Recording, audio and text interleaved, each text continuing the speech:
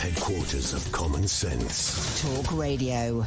I've always believed you can sit and you can talk to as many people as possible. You are there on the ground in Kiev. Give me an understanding, give my listeners an understanding of what it is like for the people of Ukraine right now. Grim. So we woke up this morning around 4 o'clock. Putin was giving his speech talking about Ukraine being a kind of Nazi state. Now, in simple terms, Jeremy, the president and the prime minister are Jewish. That's just bonkers. I mean, they're not very Jewish. They probably eat bacon sandwiches, whatever.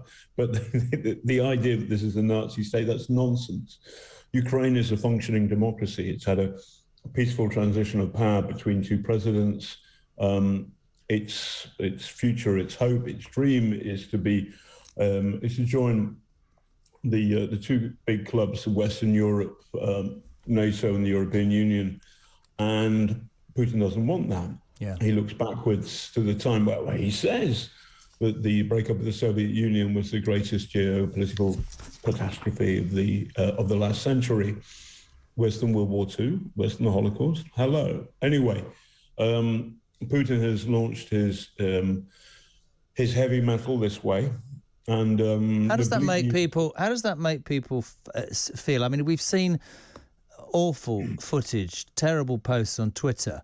It is a war zone. That's the reality. What I'm asking is, are you fearful for your life? Are people there fearful? Are they getting on with everyday life? What's the reality? It frenzied. So I'm in Kiev, and the pictures you're watching are actually around the kind of edges of the country where the Russians have moved first. There is one exception to that, is that there's an air base not far from here, north of Kiev, where I am. And the Russians got that this afternoon.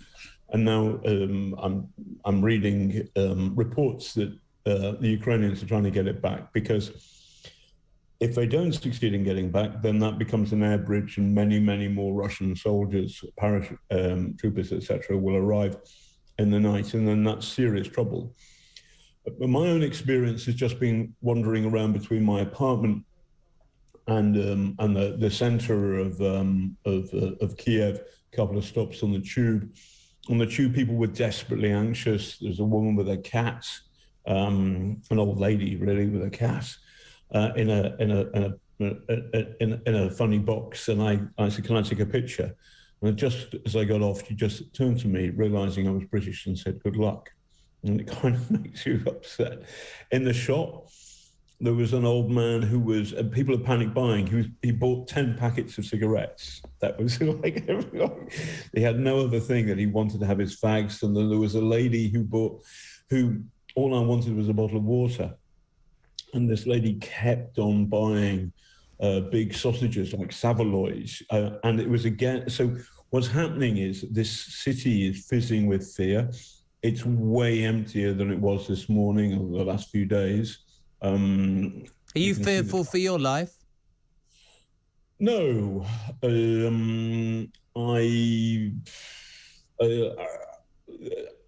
This is a city of like 2 million people, and I know what I'm doing. I came here against the warnings, so it would be silly for me to be overly fearful now. I'm not very fearful because I'm nowhere near a military target, and I think my actual place where I'm staying is quite sensible. However, there's always a possibility that a rocket can drop on my head. That would be annoying. At the same time, journalists are the eyes and the ears of the world, and we're here to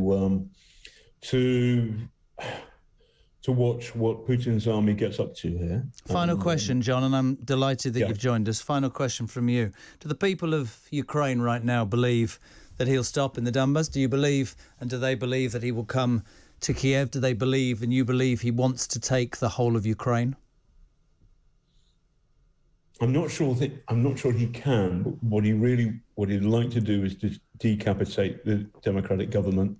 His problem is that NATO has provided a kind of space for Ukrainian democracy to flourish, and it has. And that's the thing. I'm not sure that the West really cares about Ukraine as a thing. It does care about democracy.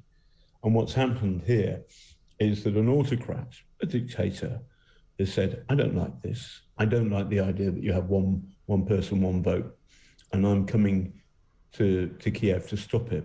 So for now, the future of democracy in this part of the world, and also this wider security of the West, that sits in the hands of the Ukrainian army.